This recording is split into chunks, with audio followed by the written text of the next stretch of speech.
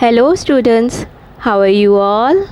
ਹਾਂਜੀ ਬੱਚੇ, ਅੱਜ ਦਾ ਜਿਹੜਾ ਸਾਡਾ ਚੈਪਟਰ ਹੈ ਜੀ, ਅਸੀਂ ਕਰਾਂਗੇ ਚੈਪਟਰ ਨੰਬਰ 1 ਯਾਨੀ ਮੈਟਰ ਇਨ ਆਰ ਸਰਾਊਂਡਿੰਗ, ਸਾਡੇ ਆਲੇ ਦੁਆਲੇ ਦਾ ਪਦਾਰਥ, ਜਿਹਦੇ ਵਿੱਚ ਅਸੀਂ ਅੱਜ ਪਹਿਲਾ ਟੌਪਿਕ ਕਰਾਂਗੇ ਇਹਦੇ ਗੁਣ ਯਾਨੀ ਪਦਾਰਥ ਦੇ ਕੀ ਗੁਣ ਹੁੰਦੇ ਨੇ ਅਤੇ ਉਹਦੀਆਂ ਕਿਸਮਾਂ ਅਵਸਥਾਵਾਂ ਕੀ ਕੀ ਨੇ।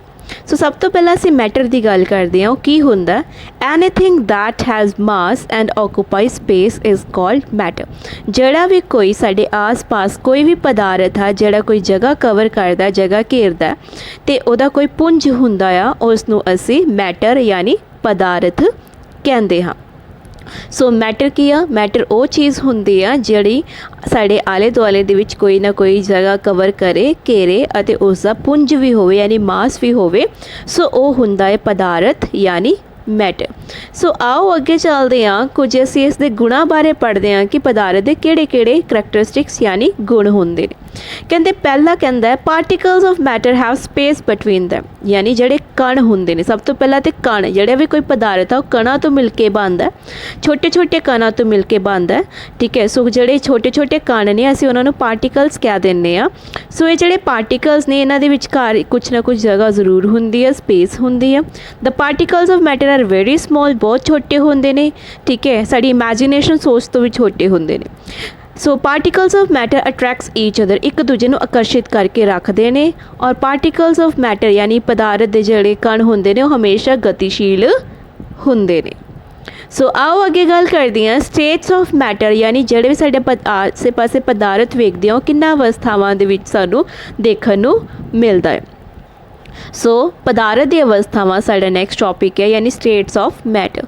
ਸਟੇਟਸ ਆਫ ਮੈਟਰ ਯਾਨੀ ਇਹ ਜ਼ਿਆਦਾਤਰ 4 ਸਟੇਟਸ ਦੇ ਵਿੱਚ ਮਿਲਦਾ ਹੈ, ਯਾਨੀ ਸੋਲਿਡ, ਲਿਕੁਇਡ, ਗੈਸ ਅਤੇ ਪਲਾਜ਼ਮਾ। ਪਲਾਜ਼ਮਾ ਸੀ ਟੌਪਿਕ ਚੈਪਟਰ 5 ਅਤੇ ਸੈੱਲ ਦੇ ਵਿੱਚ ਪੜ੍ਹਿਆ ਸੀ, ਬਲੱਡ ਪਲਾਜ਼ਮਾ ਦੇ ਵਿੱਚ, ਠੀਕ ਹੈ। ਸੋ ਇੱਕ ਆਇਨਾਈਜੇਸ਼ਨ ਇਹਨਾਂ ਦੀ ਹੋਈ ਹੁੰਦੀ ਹੈ, ਆਇਨਿਕ ਫਾਰਮ ਦੇ ਵਿੱਚ ਹੁੰਦੇ ਆ। ਬਟ ਤੁਹਾਡੀ ਬੁੱਕ ਦੇ ਅਕੋਰਡਿੰਗ ਅਗਰ ਅਸੀਂ ਚੱਲੀਏ ਤਾਂ ਤੁਹਾਡੀ ਬੁੱਕ ਦੇ ਅਕੋਰਡਿੰਗ ਸਿਰਫ ਤੁਹਾਡੇ ਕੋਲ 3 ਸਟੇਟਸ ਜਿਹੜੀਆਂ ਨੇ ਜ਼ਿਆਦਾ ਮੇਨਲੀ ਡਿਸਕ੍ਰਾਈਬ ਕੀਤੇ ਗਏ ਨੇ। ਆਓ ਅਸੀਂ ਉਹਨਾਂ 'ਤੇ ਡਿਸਕਸ ਕਰਦੇ ਹਾਂ।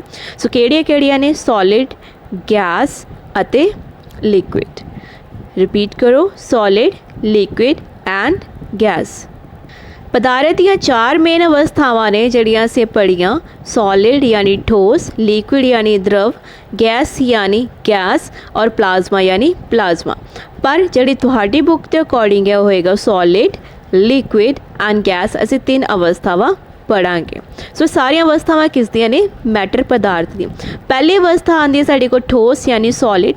ਕਹਿੰਦਾ ਦ particles in a solid move ਕਰ ਸਕਦੇ ਨੇ ਬਟ ਨਹੀਂ ਕਰ ਸਕਦੇ, ਬਟ ਦੇ ਡੂ ਨਾਟ ਮੂਵ ਫਾਸਟ। ਇੰਨੇ ਨਹੀਂ ਮੂਵ ਕਰ ਸਕਦੇ ਬਿਕੋਜ਼ ਇਹ ਆਪਣੀ ਜਗ੍ਹਾ 'ਤੇ ਸਿਰਫ ਵਾਈਬਰੇਟ ਹੀ ਕਰ ਸਕਦੇ ਨੇ, ਕਿਉਂਕਿ ਇਹਨਾਂ ਦੇ ਵਿੱਚ ਖਾਲੀ ਜਗ੍ਹਾ ਨਹੀਂ ਹੁੰਦੀ, ਠੀਕ ਹੈ। ਸੋ ਈਚ ਪਾਰਟੀਕਲਸ ਵਾਈਬਰੇਟ ਇਨ ਪਲੇਸ, ਸਿਰਫ ਆਪਣੀ ਜਗ੍ਹਾ 'ਤੇ ਹੀ ਰਹਿੰਦੇ ਨੇ।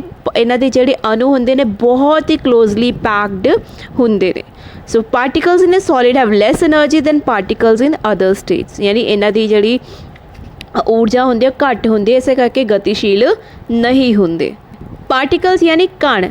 ਸੋ ਸੋਲਿਡਸ ਜਿਹੜੇ ਕਣਾਂ ਤੋਂ ਮਿਲ ਕੇ ਬਣਦੇ ਨੇ, ਇਹਨਾਂ ਦੇ ਪਾਰਟੀਕਲਸ ਬਿਲਕੁਲ ਲਾਗੇ ਇਕੱਠੇ ਪੈਕਡ ਹੁੰਦੇ ਨੇ ਔਰ ਇਹ ਸਿਰਫ ਹਿੱਲ ਨਹੀਂ ਸਕਦੇ। ਅਗਰ ਇਹਨਾਂ ਨੂੰ ਐਨਰਜੀ ਮਿਲਦੀ ਵੀ ਆ ਤਾਂ ਸਿਰਫ ਵਾਈਬਰੇਟ ਹੀ ਕਰ ਸਕਦੇ ਨੇ, ਕੰਪਨ ਹੀ ਕਰ ਸਕਦੀਆਂ ਨੇ ਆਪਣੀ ਜਗ੍ਹਾ 'ਤੇ ਖੜੇ। ਸੋ ਆਪਣੀ ਜਗ੍ਹਾ ਤੋਂ ਹਿਲ ਜੁਲ ਜ਼ਿਆਦਾ ਗਤੀਸ਼ੀਲ ਨਹੀਂ ਹੁੰਦੀ। ਸੋ ਇਹਨਾਂ ਦਾ ਇੱਕ ਸੋਲਿਡਸ ਯਾਨੀ ਠੋਸ ਦਾ ਇੱਕ ਡੈਫੀਨੇਟ ਸਾਈਜ਼ ਹੁੰਦਾ। ਤੁਸੀਂ ਵੇਖ ਸਕਦੇ ਹੋ ਮੇਜ਼, ਕੁਰਸੀ, ਸੋਫਾ, ਬਰਫ਼, ਇਹ ਸਾਰੀਆਂ ਇੱਕ ਸ਼ੇਪ 'ਚ ਹੁੰਦੀਆਂ ਨੇ। ਇਹਨਾਂ ਦਾ ਇੱਕ ਵੋਲੀਅਮ ਹੁੰਦਾ ਹੈ, ਇਹਨਾਂ ਦਾ ਇੱਕ ਮਾਸ ਹੁੰਦਾ ਹੈ, ਆਇਤਨ ਹੁੰਦਾ ਹੈ ਪ੍ਰੋਪਰ, ਔਰ ਆਪਾਂ ਸੋਲਿਡਸ ਨੂੰ ਆਪਣੇ ਹੱਥ ਵਿੱਚ ਫੜ ਸਕਦੇ ਹਾਂ। So we can hold them in our hands. So third point ਸੀਗਾ। ਐਂਡ ਸੈਕਿੰਡ ਪੁਆਇੰਟ ਕਹਿੰਦਾ ਦੇ ਆਕੂਪਾਈ ਸਪੇਸ, ਇਹ ਵੀ ਸਪੇਸ ਕਵਰ ਕਰਦੇ ਨੇ ਔਰ ਇਹਨਾਂ ਦਾ ਮਾਸ ਹੁੰਦਾ, ਇਹਨਾਂ ਦਾ ਵੋਲੀਅਮ ਵੀ ਹੁੰਦਾ, ਇਹਨਾਂ ਦਾ ਕੋਈ ਆਕਾਰ ਹੁੰਦਾ ਆ। ਇਸ ਕਰਕੇ ਇਹ ਸੋਲਿਡਸ ਹੁੰਦੇ ਨੇ ਬਿਕੋਜ਼ ਇਹਨਾਂ ਦੇ ਜਿਹੜੇ ਮੋਲੀਕਿਊਲਸ ਹੁੰਦੇ ਨੇ ਬਿਲਕੁਲ ਕਲੋਜ਼ਲੀ ਪੈਕਡ ਹੁੰਦੇ ਨੇ ਔਰ ਇਹਨਾਂ ਨੂੰ ਦਬਾਇਆ ਨਹੀਂ ਜਾ ਸਕਦਾ। ਨੈਕਸਟ ਆਉਂਦਾ ਹੈ ਨੈਕਸਟ ਆਉਂਦਾ ਹੈ ਲਿਕੁਇਡ ਯਾਨੀ ਦ੍ਰਵ ਕਹਿੰਦਾ ਇਹਨਾਂ ਦੀ ਕੋਈ ਸ਼ੇਪ ਨਹੀਂ ਹੁੰਦੀ। ਤੁਸੀਂ ਬੋਟਲ ਦੇ ਵਿੱਚ ਪਾਣੀ ਪਾ ਲਓ, ਜੱਗ 'ਚ ਪਾ ਲਓ, ਉਹ ਉਸੇ ਦਾ ਹੀ ਆਕਾਰ ਲੈ ਲੈਂਦਾ। ਸੋ ਇਹਨਾਂ ਦਾ ਇੱਕ ਡੈਫੀਨੇਟ ਵੋਲੀਅਮ ਤਾਂ ਜ਼ਰੂਰ ਹੁੰਦਾ ਕਿ ਮੈਂ 1 ਗਲਾਸ ਪਾਣੀ ਲਵਾਂਗੀ ਅਤੇ ਮੈਨੂੰ ਜੱਗ 'ਚ ਪਾਵਾਂਗੀ ਤਾਂ 1 ਗਲਾਸ ਹੀ ਰਹੇਗਾ। ਸੋ ਆਇਤਨ ਯਾਨੀ ਵੋਲੀਅਮ ਡੈਫੀਨੇਟ ਹੁੰਦਾ, ਪ੍ਰੋਪਰ ਹੁੰਦਾ, ਫਿਕਸਡ ਹੁੰਦਾ, ਠੀਕ ਹੈ। ਸੋ ਪਾਰਟੀਕਲਸ ਇਹਦੇ ਥੋੜ੍ਹੇ ਮੂਵ ਕਰ ਸਕਦੇ ਨੇ, ਇੰਨੇ ਜ਼ਿਆਦਾ ਕਲੋਜ਼ਲੀ ਪੈਕਡ ਨਹੀਂ ਹੁੰਦੇ, ਥੋੜ੍ਹੀ ਜਿਹੀ ਇਹਨਾਂ 'ਚ ਸਪੇਸ ਹੁੰਦੀ ਆ, ਠੀਕ ਹੈ। ਸੋ ਇਹਨਾਂ ਦੇ ਵਿੱਚ ਜਿਹੜੀ ਆਕਰਸ਼ਣ ਬਲ ਹੁੰਦਾ ਪਾਰਟੀਕਲਸ ਦੇ ਵਿੱਚ ਥੋੜ੍ਹਾ ਜਿਹਾ घट हुंदा है एज कंपैरिजन टू सॉलिड्स। हुण लिक्विड्स के अंदर इन्हां दी इंडेफिनिट शेप, इन्हां दा कोई फिक्सड आकार नहीं है, पर इन्हां दा वॉल्यूम आयतन हुंदा है। जिहड़े भी कंटेनर च पाओगे इन्हां दी शेप उस तरह दी हो जाती है। इन्हां दे पार्टिकल्स क्लोज हुंदे आ बट मोबाइल मतलब तुर फिर सकते होंगे, इस करके ये फ्लो कर सकते हैं। जो तुसी पानी रुड़दा वेख सकते हो, सॉलिड्स इदा पे नहीं रुड़ सकते। सो पार्टिकल्स ये जड़े करते हैं मूव बट स्लोली मूव करते हैं किसदे, लिक्विड यानी द्रव दे। द्रव दी एग्जाम्पल्स लोग तो जूस ले लो, ब्लड ले लो, अगर वो लिक्विड फॉर्म मतलब द्रव टाइप च, ठीक है, और ऑयल ले सकते हैं, वाटर ले सकते हैं। नैक्सट साढ़े को आती है गैस। कहता गैस भी एक मैटर आ पर ये भी कोई डेफिनेट शेप नहीं है, कोई आकार नहीं होंदा। साढ़े आस पास हवा दे विच कितनी सारी गैसेस ने, कोई आकार नहीं, तो कोई ये वॉल्यूम भी नहीं है। जेड़े भी अगर छोटे डिब्बे च पा लो गैस नूं तो उहदा आकार ले लेगी, अगर उहदा वॉल्यूम ले लेगी। अगर किसी होर च पा लो तो उन्हें उन्नी ही फैल जाना होंदा है वड्डे बॉक्स च भी। सो ये अपने आकार नूं फैला दिंदी है। The particles in a gas are very farther apart, एक दूजे तो बहुत दूर होंगे ने किहदे कण, गैस के कण, ठीक है। सॉलिड्स सब तो लागे, लिक्विड च थोड़ी जी दूर दूर और गैस बहुत दूर दूर, और इनको बहुत ज़्यादा ऊर्जा होंदी है सॉलिड ते लिक्विड के कंपैरिजन, ये बहुत जल्दी खिलर जाते हैं। सो अगर गल करिए दबाउण दी, जिहदे विच सब तो ज़्यादा खाली जगह यानी गैस दी, इस करके दबाए जाते हैं। असी कीता सीगा LPG यानी लिक्विफाइड पेट्रोलियम गैस, जिहड़ी पेट्रोलियम गैस आ उन्होंने भी तो असी दबा के लिक्विफाइड कर दिंदे आ हाई प्रैशर दे उत्ते। नाउ डिफ्यूजन इन लिक्विड्स की कहता है, कहता particles in liquids can move around each other which means that eventually they are evenly mixed हो सकते हैं, है ना। लिक्विड्स जिहड़े मिक्स हो सकते हैं। For example if you drop a little bit of paint into a jar of water, पानी दे उत्ते तुसी पेंट दी थोड़ी ड्रॉप पा दी तो कहता कि स्प्रेड कर लेगी, क्यों, क्योंकि वो डिफ्यूजन आ। इस तरह सब तो ज़्यादा डिफ्यूजन कौन करता है, गैसेस, जिहदे पार्टिकल ज़्यादा खिलर जाते हैं, ठीक है। सो उन्होंने असी डिफ्यूजन बोल देंगे उस प्रोसैस नूं। जिवें अगर इतर असी सेंट असी परफ्यूम छिड़कते हैं तो वो पार्टिकल्स दूर तक खिलर जाते हैं, ठीक है। विसरण प्रोसैस असी इन्हूं बोलते हैं, विसरण क्रिया। सो डिफ्यूजन इंग्लिश बोलते हैं। सो विसरण क्रिया दे नाल सिर्फ गैसेस सब तो ज़्यादा विसरण करदियां ने एज कंपैरिजन टू लिक्विड, तो सॉलिड से बिल्कुल विसरण नहीं करते। सो असी हुण तक ये पढ़िया कि जेडे पार्टिकल्स ने सब तो ज़्यादा सॉलिड्स दे विच पैक्ड होंदे ने, लागे लागे होंदे ने, उन्हां च कोई खाली स्पेस नहीं होंदी। लिक्विड्स दे विच पार्टिकल थोड़े जे दूर होंदे ने, उन्हां दे विच हल्की जी खाली जी स्पेस होंदी आ, बट गैसेस दे विच बहुत ज़्यादा खाली स्पेस होंदी आ, और गैसेस दे पार्टिकल्स बहुत दूर दूर होंदे ने।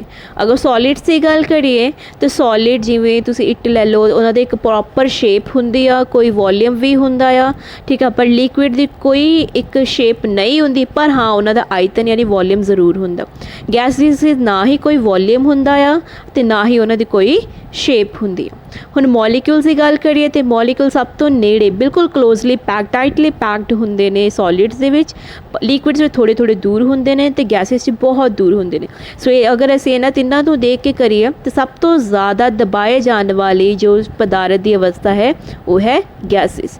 सो गैसेस नूं असीं सब तो ज़्यादा दबा सकते हैं, लिक्विड्स नूं असीं इन्ना नहीं दबा सकते as comparison to gases, but solids जड़े वो दबाए नहीं जा सकते जदों उन्हां ते प्रैशर लगाया जाता है। सो एक क्वेश्चन आता होंदा है कि सब तो ज़्यादा दबाए जा सकने वाली केड़ा पदार्थ की अवस्था है, सो आंसर होएगा गैस, ठीक है। एक होर क्वेश्चन आता है कि सब तो ज़्यादा आकर्षण बल कणां दे विच इन्हां तिन्नां दे विचों किस दे विच हुंदा है, सो इत्थे आंसर आएगा सॉलिड्स, क्योंकि सॉलिड्स विच क्लोजली पैक्ड होंदे आ पार्टिकल्स।